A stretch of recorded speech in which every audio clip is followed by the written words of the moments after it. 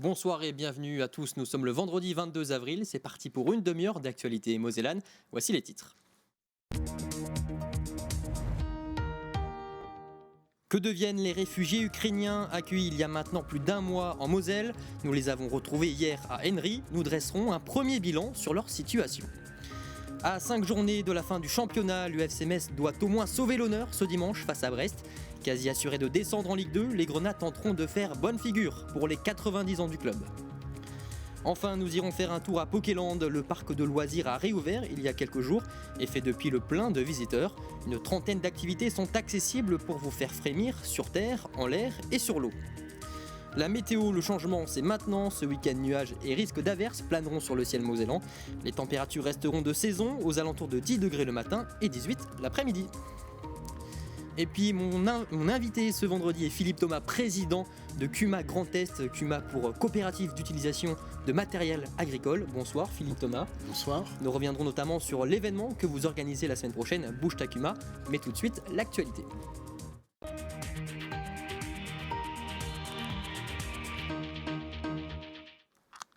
Un mois après l'arrivée de réfugiés ukrainiens à Henry, focus sur leur situation. Ils se sont tous retrouvés ce jeudi à la salle communale, l'occasion de dresser un premier bilan avec Lucie Philippot.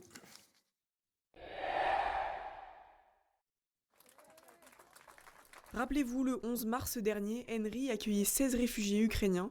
Forcés de quitter le pays, un convoi mosellan s'était alors organisé pour venir les chercher en Ukraine. Plus d'un mois après leur arrivée, les voici. La mairie d'Henry s'est une nouvelle fois mobilisée pour les réunir. Ces retrouvailles ont permis de distribuer quelques présents grâce aux nombreux dons, mais surtout de se retrouver pour un moment de partage et de convivialité. On a décidé de les mettre tous ensemble pour qu'ils se connaissent et qu'ils ne se sentent pas isolés. Et également pour un petit peu les gâter. On sait que maintenant les enfants, pour certains, sont pris en élémentaire. Et pour les lycéens, nous leur avons offert un ordinateur pour démarrer leur scolarité bien équipée. Les 16 Ukrainiens sont répartis et logent à Metz, à Haï et à Henry. 5 d'entre eux, une mère et ses 4 enfants, logent chez la famille Meyer à Henry. La cohabitation se passe très très bien. Après, je dirais des débuts, la barrière de la langue ne facilitant pas toujours les échanges, la culture, les habitudes n'étant pas les mêmes qu'en France non plus. Donc après avoir fixé quelques règles, ça se passe très très bien. Les gens sont très gentils, très respectueux et il n'y a vraiment pas de problème. Les plus jeunes sont scolarisés à Metz. Pour les plus grands, c'est différent. Ils ont dû stopper leurs études. Pour le moment, ils se consacrent à plein temps à l'apprentissage du français grâce à 2 bénévoles franco-polonaises. Pour le moment, j'étudie seule et j'essaye d'apprendre le français. À l'avenir, j'espère pouvoir retourner à l'université. Je suis très reconnaissante de tout ce qui a été fait. Tatiana, elle, est mère de famille. Son mari, lui, est resté en Ukraine pour se battre. Je m'inquiète beaucoup pour mes proches et mon mari. Actuellement, il est à l'armée. Tous les jours, il nous appelle pour prendre des nouvelles des enfants. Nous sommes inquiets, mais nous l'attendons avec impatience. Certains, encore en âge de travailler, se sont inscrits en agence d'intérim pour trouver du travail. Un premier pas vers le retour à la vie normale. Faut-il maintenir ou non le ramassage scolaire qui dessert l'école élémentaire Jacques Prévert à Yutz? Depuis plusieurs semaines, la question fait débat dans la commune. Pour un collectif de parents d'élèves, c'est une aberration sur le plan écologique ainsi que pour la sécurité routière et le bien-être des enfants. Du côté de la mairie, la suppression des 2 dernières lignes de ramassage est vue comme une nécessité au nom de l'équité. On écoute Clémence Pouget, maire de Yutz, au micro d'Emma Facchetti. Après nos comptages qu'on a fait régulièrement, il y a une vingtaine d'enfants à chaque fois dans ce bus. Donc on s'est dit, voilà, ce sont les seuls qui sont desservis par cette ligne de bus, qui n'est pas complètement remplie et qui coûte, après participation des parents, 35 000 € à la collectivité et donc à l'ensemble des Yussois. Donc l'idée, c'est peut-être de trouver une solution pour que les plus embêtés, s'il n'y a plus de bus, puissent être accompagnés, bien entendu, jusqu'à la fin du primaire, et de réorganiser cet argent pour les écoles qui sont peut-être plus excentrées du centre-ville, qui sont plus loin des stades ou de la salle de l'amphi où il y a des fois des spectacles scolaires, et de pouvoir réinjecter cet argent par rapport au transport quand il y a des événements Et par rapport aussi peut-être à des équipements. On a doté les écoles primaires de tableaux de TBI. Les écoles maternelles aimeraient en avoir aussi. Et donc ça pourrait être aussi une possibilité pour les équiper plus rapidement que ce qu'on avait prévu au départ. A noter que la décision pour la suppression ou non de ces lignes de ramassage sera prise à la fin d'année scolaire pour être instaurée à la rentrée prochaine. La région Grand Est l'a bien compris, la transition énergétique doit être menée par les institutions. Alors pour ce faire, elle se doit d'être exemplaire. 4 boîtiers à hydrogène ont été installés sur des véhicules thermiques. C'est une première étape pour plus de carburant propre dans la région. Les explications d'Anne-Sophie Gross et de Lucie Philippot. Les scientifiques le disent, les citoyens le savent, la lutte contre le dérèglement climatique doit s'intensifier et cela passe aussi par une transition énergétique sans précédent. Alors pour remplacer à terme les énergies fossiles polluantes, la région Grand Est a décidé de miser sur l'hydrogène. Bertrand Picard, bonsoir. Bonsoir. La lutte contre le changement climatique, ça vous connaît, vous et vos équipes, vous avez prouvé au monde entier qu'il était possible de se passer de carburant en effectuant par exemple un tour du monde à bord d'un avion solaire. Mais aujourd'hui, il faut trouver des solutions accessibles au plus grand nombre. L'hydrogène est-elle la meilleure solution aujourd'hui ? Il y a de nombreuses solutions et ce qu'on teste ici avec la région Grand Est, c'est une des solutions qui a été identifié et labellisé par la Fondation Solar Impulse dans le cadre du partenariat avec l'équipe de Jean Rotner. Et il s'agit d'un module avec de l'eau distillée. Et cette eau est électrolysée par le moteur de la voiture thermique, diesel ou essence, pour produire un peu d'hydrogène pendant que la voiture tourne, ce qui veut dire qu'on réduit d'à peu près 75 à 80% les émissions polluantes et ça réduit de 15 à 25% la consommation de carburant. C'est comme ça qu'on rentabilise le système. Est-ce que pour vous, il est impératif que les institutions comme la région Grand Est, mais peut-être d'autres qui suivront, s'engagent pleinement et activement justement dans cette grande mutation énergétique ? C'est absolument fondamental. Vous savez, le GIEC a identifié pour la première fois les obstacles à la mise en place des solutions pour lutter contre le changement climatique. C'est la mauvaise gouvernance, c'est le manque de leadership et c'est le laxisme administratif. Donc on voit qu'une région comme le Grand Est, qui est dirigée par un leader comme Jean Rotner, qui fait bouger les choses, qui s'investit, qui s'enthousiasme pour cette transition énergétique, c'est fondamental. C'est un exemple pour le monde entier. Merci beaucoup Bertrand Picard d'avoir accepté de répondre à nos questions. Et justement, le président Jean Rotner l'a dit, vous l'avez confirmé, il souhaite être exemplaire et impulser justement cette transition énergétique. On l'écoute. L'écologie aujourd'hui, elle n'a plus le temps d'attendre. C'est l'écologie de l'action, c'est une croissance intelligente, c'est une croissance active, c'est une croissance raisonnée. Et c'est ce que nous faisons et c'est ce que nous tentons, non pas de démontrer, mais c'est ce que nous faisons au quotidien dans la région Grand Est. Une première étape régionale donc dans la transition énergétique, mais qui semble aujourd'hui plus que nécessaire dans cet enjeu planétaire. Culture, une nouvelle exposition contemporaine s'invite au musée de la Grande Place à Saint-Louis-les-Bitches. Elle se nomme Kling Kling Boom, exposition née d'une immersion d'un vidéaste sur le site de la cristallerie. Reportage Mosaïque Cristal.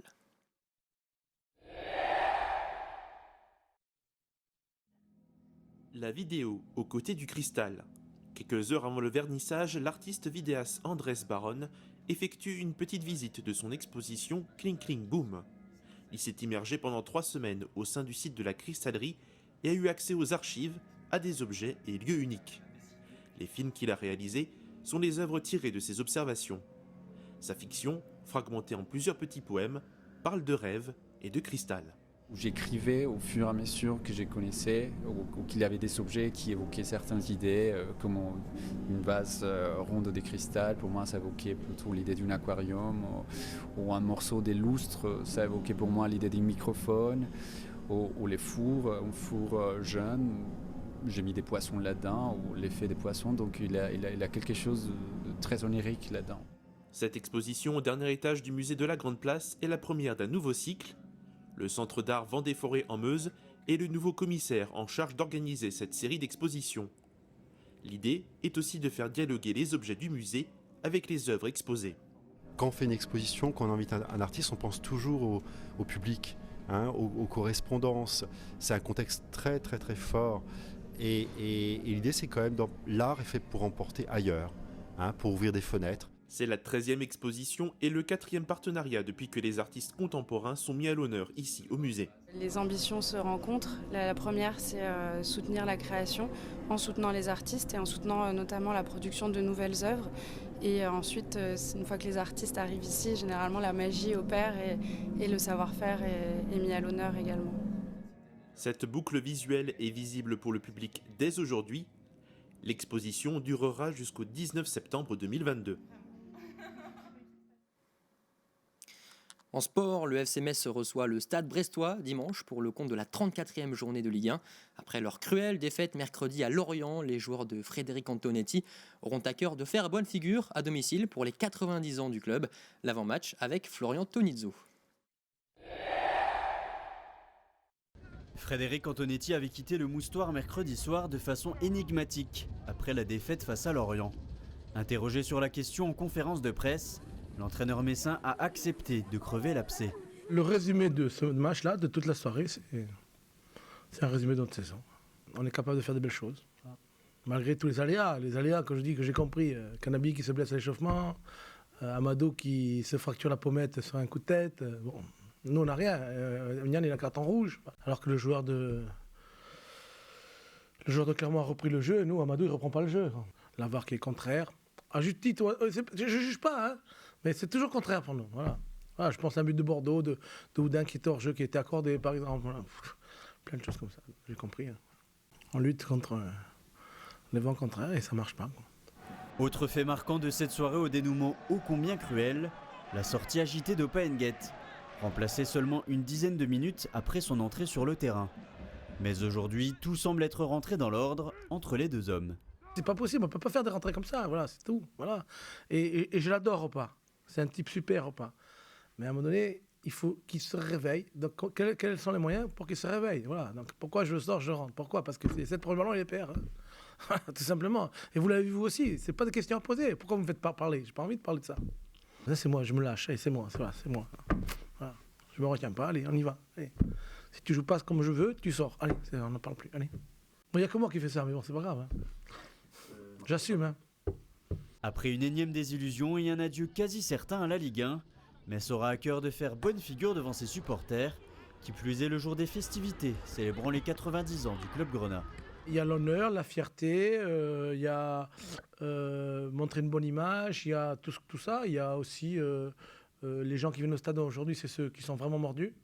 Donc il faut leur rendre hommage, voilà. Et donner le peu de plaisir qu'on peut donner dans une saison noire, comme vous avez dit.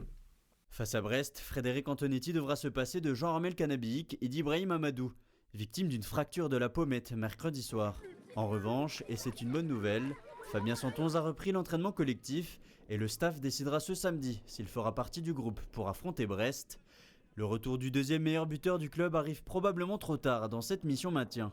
Mais qu'importe, s'il permet aux supporters grenats de retrouver un peu de plaisir après une saison frustrante à Saint-Symphorien.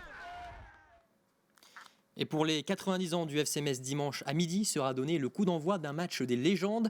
Seront présents sur la pelouse plusieurs anciens qui ont porté le maillot grenat durant leur carrière. Rencontre donc exceptionnelle, découpée en 2 périodes de 25 minutes, que Moselle TV vous propose de suivre en direct. Prise d'antenne à partir de 11h45 pour une émission spéciale avec Jérôme Bergerot. Aux commentaires, vous retrouverez Florian Tonizzo et Patrick Muller. Et pour ceux qui ne seront pas au stade pour ces festivités, la rédaction vous propose comme chaque vendredi une sélection de sorties, un programme que vous détaille Baptiste Deveau. Je ne sais pas vous, mais moi je suis en forme. Depuis une semaine, je fais une cure de soleil et ça me fait un bien fou. Et pour que vous aussi vous puissiez profiter de cette météo radieuse juste avant le retour de la grisaille, je vous ai sélectionné quelques idées de sorties ce week-end. Pour les sportifs, chaussez vos running et partez à la conquête de la Rore Barquoise samedi après-midi. Pour cette 5e édition, une nouveauté fait son apparition. Des parcours à travers le fort Cassot sont proposés à la fois aux joggeurs et aux marcheurs, donc vous n'avez aucune excuse pour rester chez vous.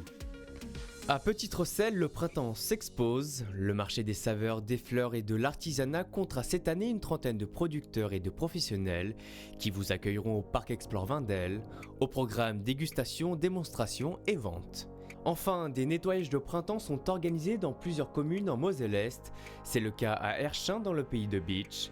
Samedi, enfants et adultes sont invités à se munir de gants pour ramasser les déchets qui se trouvent sur les chemins communaux. Il y aura également un grand nettoyage de la chapelle Sainte-Anne suite aux travaux. Le rendez-vous est donné à 9h à l'atelier municipal. Voilà, quelques idées de sortie ce week-end.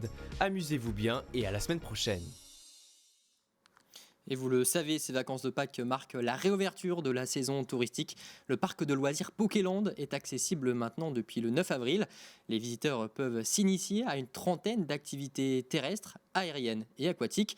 Démonstration en images avec Fanny Bragard. Une photo souvenir et c'est parti pour une journée d'éclate à Pokéland. À peine arrivée, Emma est déjà au 7e ciel, projetée à 15 mètres de hauteur. Installé à l'entrée du parc de loisirs, ce saut à l'élastique inversé rencontre un franc succès. Ah, c'est trop bien, ça fait un peu peur mais ça va, c'est cool. Venus faire le plein de sensations, les adolescentes s'offrent un bon bol d'air avant la rentrée. On est venu avec notre famille, on est là pour s'amuser toute la journée, on va faire de l'acrobranche, ça va être bien. Avec 9 parcours, accessibles dès 3 ans, l'acrobranche fait le bonheur des familles. C'est sympa, c'est bien fait pour les enfants, même les tout petits, on peut facilement circuler, c'est chouette. Et puis je connaissais pas bien moi, c'est les grands-parents qui nous ont conseillé. Si certains préfèrent rester à terre, les plus intrépides s'en donnent à cœur joie sur les trampolines. C'est sûr que c'est un cadre très sympathique, il fait assez beau souvent, on est là pour donner le sourire aux gens et c'est super cool. Au cœur de 60 hectares de forêt, Pokéland regroupe une trentaine d'activités de plein air. Des plus tranquilles comme le mini-golf et la balade en poney, aux plus folles comme le laser game, les bateaux tamponneurs et bientôt le water jump, une attraction unique en Moselle. C'est une zone aquatique qui se compose de toboggans, donc en tout on aura 16 pistes et qui permettent d'atterrir directement dans l'eau. Soit de façon à plat, on arrive à plat, ou en bouée, ou alors via des tremplins de différentes hauteurs qui permettent de faire des sauts et pour certains même d'essayer de faire des figures. Idéal pour se rafraîchir par temps de canicule, cette attraction devrait faire des vagues cet été. Ouvert d'avril à octobre, Pokéland vise le cap des 100 000 visiteurs pour cette 7e saison. C'est l'heure désormais de notre rubrique invitée.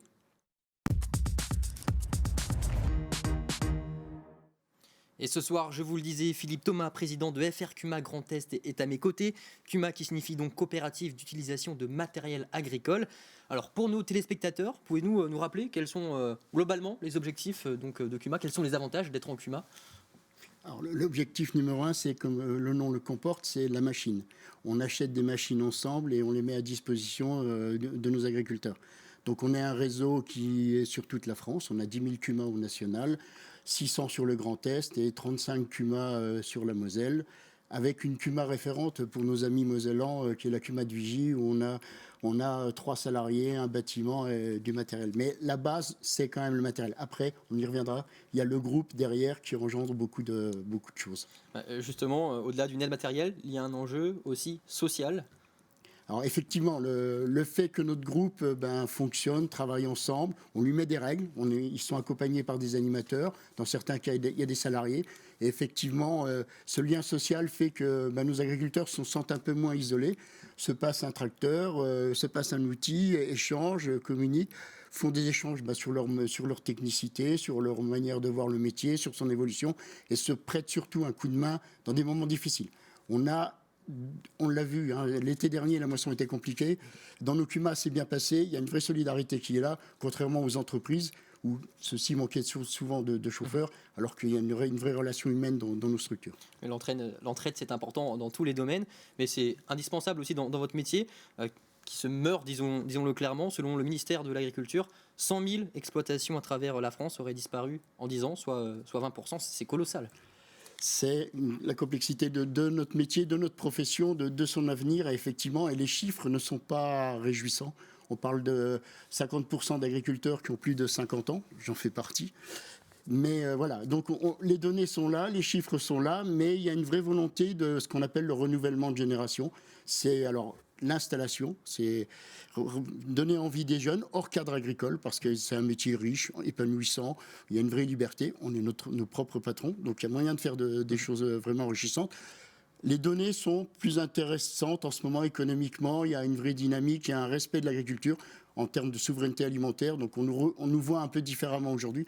Donc allez, à nous agriculteurs aussi de donner envie et de positiver sur ce métier. Mais il y a de belles choses à faire. Oui, c'est la question à 1 million. Comment faire finalement pour relancer la dynamique? Donc vous parliez des jeunes. Est-ce qu'il y a d'autres aspects aussi sur lesquels travailler?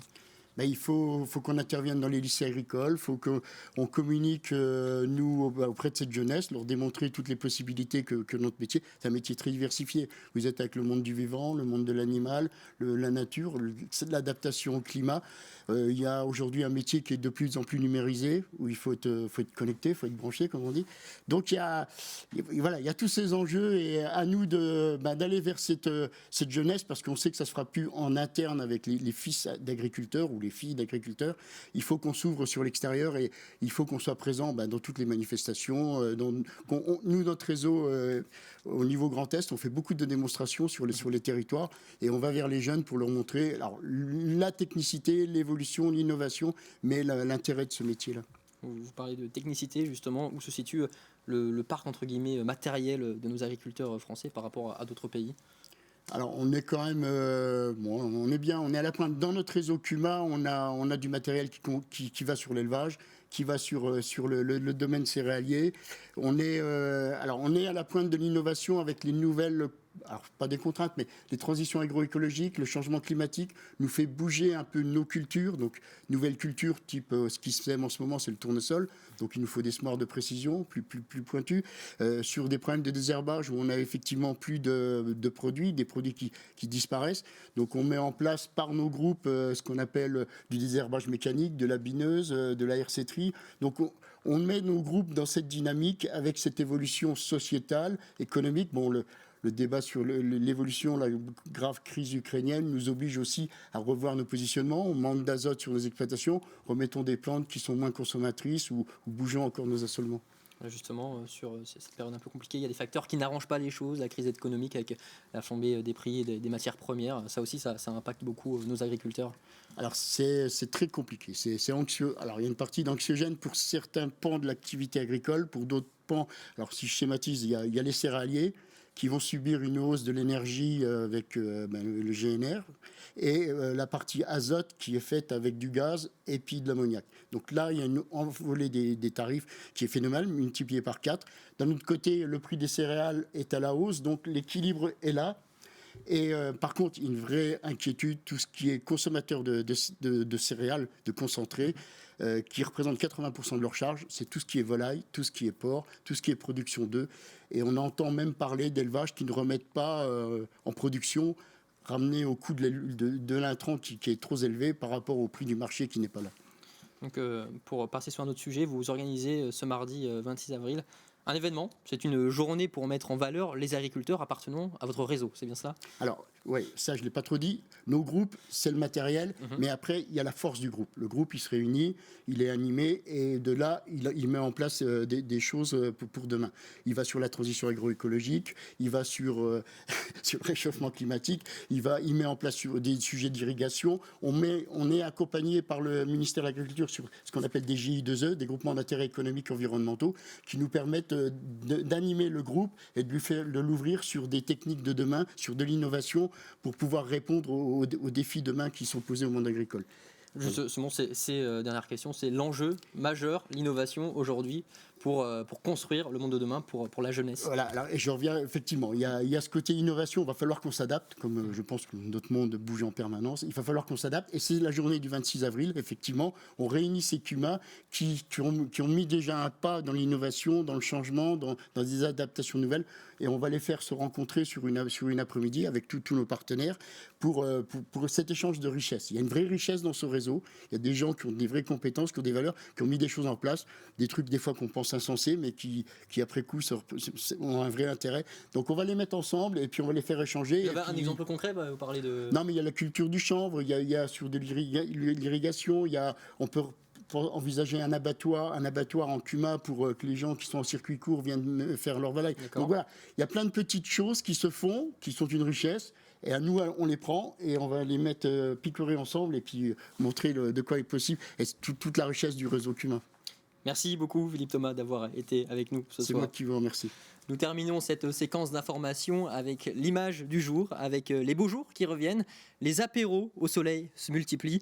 Alors apéros qui pourront désormais être 100% mosellans. En effet, la société Apérix, située à Petit-Réderchin, propose une box apéritive avec des produits du terroir. Quoi de mieux donc que de déguster un verre de vin et un bout de saucisson labellisé qualité Moselle entre amis. Voilà, c'est la fin de Moselle Info. Tout de suite, retrouvez la météo avec René Hansuy du Club de la Presse et de Dragon Mag. Je vous souhaite une excellente soirée sur Moselle TV et un très bon week-end.